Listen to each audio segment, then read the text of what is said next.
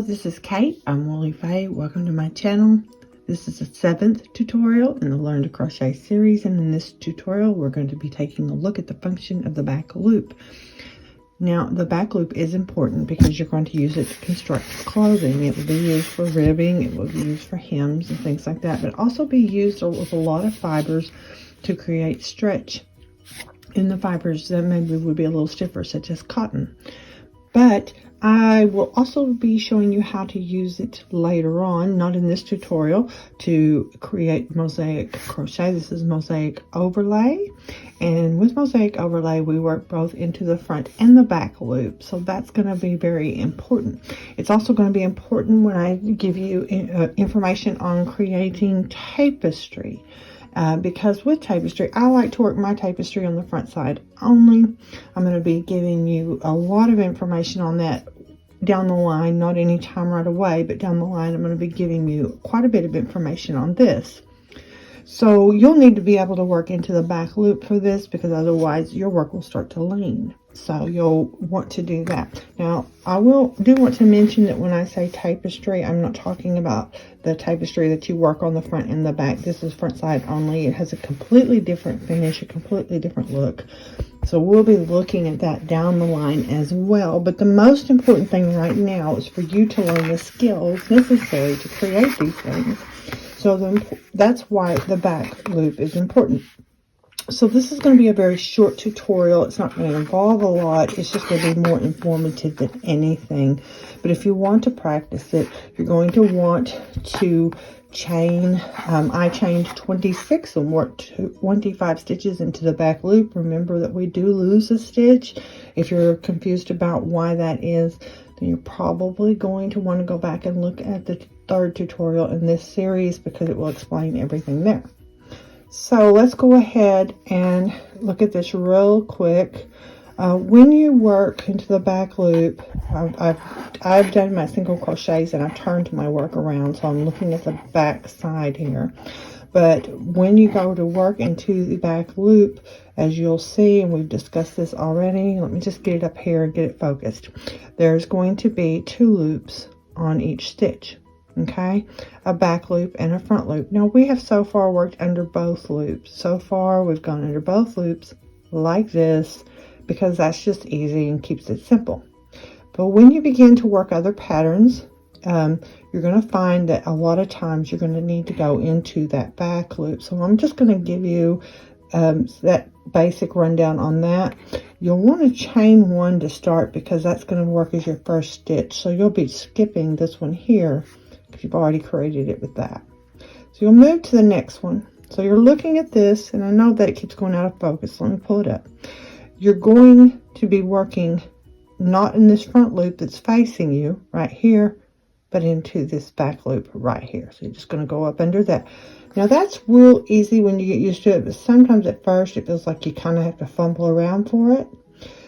When I first started working back loop long ago, I would even get confused about other loops on there. So let me just say, just hold it up, look at your stitches. They should form a little bit of a V right there. So if you ever get confused about which one is your back loop, just look for that little V at the top of your stitch, and you're going to go into that back one right there. Okay, and then you're just going to complete a single crochet. So as I said, it's not real complicated, just something that you kind of need to know and you need to kind of work at, so that you get comfortable with it. Okay, once you get comfortable with it, easy peasy, not a big deal. So you're just going to go all the way across there like that.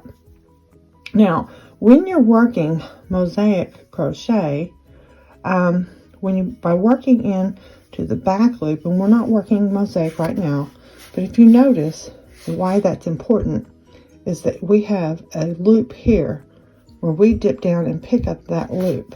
Okay, so in the next row, if we wanted to create a color path, let's say this was blue and this was green and the next row is blue, we want to create that color path of blue to blue, and we would work in to that front loop. Okay, so that's why that's important. When you're working tapestry, the reason it's important is because going under both loops, eventually what happens is you're working one side only, the way that I would show you when you're working one side only. What happens is you work under both loops, and if you look here, let's pull that apart. Here's your stitch, right? And you're going into there. And when you go up under there, that kind of moves it just a little bit to the right. Well, if you're working one side only and you come back over and you do it again, it's going to make it a little more to the right on that. You can see by working under both loops. If I just see, when that stitch comes to rest, it's going to pull just slightly, just ever so slightly to the right. So after layers and rows of doing that, you kind of get this bending. If you're left-handed, it'll bend the other way. And it's almost like a crooked box look. So the way we resolve that is by going straight into the back loop. Now there are other things that you can do with the front that you'll learn later on when I start to cover that.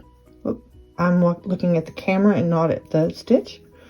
Okay, so when you start to cover that, of course, we'll talk about the other things that you can do on that. And I think I may even have a video up about that just briefly. But we'll go into depth on it later on. So now the other thing that I mentioned is giving stretch to certain fabrics. And I have a hair stuck on here. It's just wonderful. There we go. Embarrassing. Okay, so I'm going to show you kind of how we end up with the stretch on this, or how we get the ribbing. And so I'm going to go to the end, and then we're going to call that the end of this tutorial, because it really wasn't anything complicated about it. It was more just informative. We're going to go ahead and cover that stitch. I didn't get that whole stitch. There we go.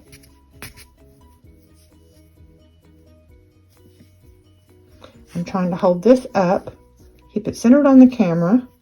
So if I'm a little clumsy, that's why. All right.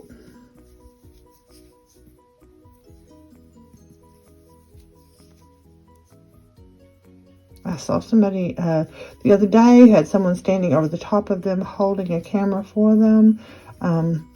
That's just not something I can manage. So unfortunately, people like me have to just really come up with solutions to that, and we have to work a little bit harder at it. Okay, so I've come to the end of that, and now when I work the back loop, something that nobody's ever told me to do, I've just learned through trial and error. Instead of going straight into that back loop just like that, I will come in to the back and then pick up that extra loop back there. There'll be an extra, let me show you, extra loop right there. And you'll find that loop on every row. Sometimes when you're first starting that out, and even sometimes when you've been established it, you know. So I just pick that up, but I treat it like one loop. So as you can see where it was opened up before, if you need to look, you can go back and rewind it and take a look. Now it's solid all the way across. And I feel like when you're working garments especially, that's really important. I think it's important no matter what you're doing. But especially when you're working garments, you want that to be really secure. And that's how I do that. Now, that's just trial and error for me, but I find it works splendidly. It doesn't cause, you know, any problems with the overall stitch pattern. Okay, so let's turn to work, and again go back into the back loop. We're going to chain one first. Okay, that's going to be our first stitch. So we're going over to the second one, and we're going to go ahead and go in to the back loop again.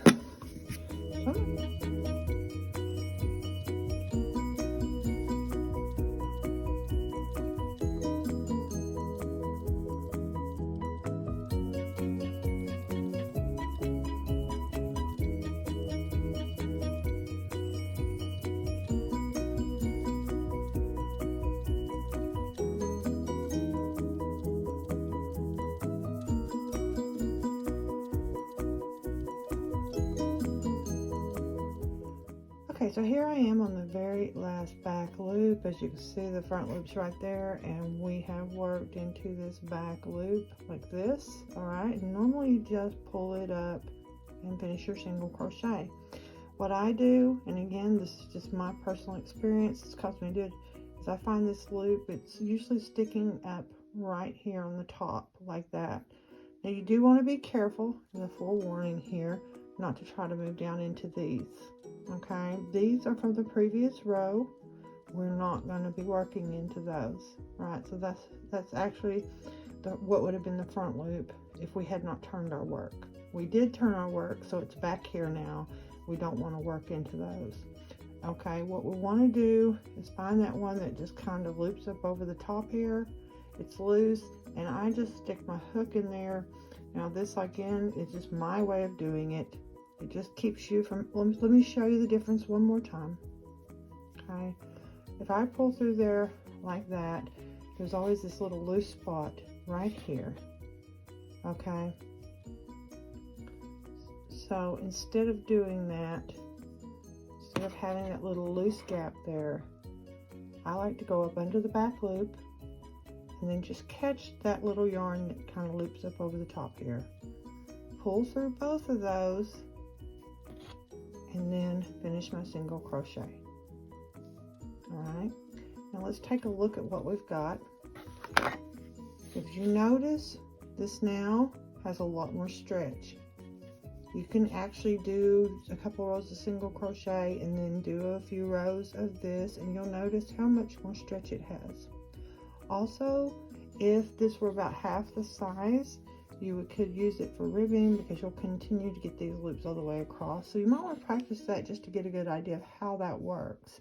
Just get to know your yarn, get to know your stitches, and we're going to be looking at different ways of using this, just like we did a practice in the 6th tutorial to use the single crochet and the double crochet. We're going to be doing practices on these as well and making things. We'll be progressing into more and more difficult things as we go. So you're going to be learning a lot from that, but I felt this was important.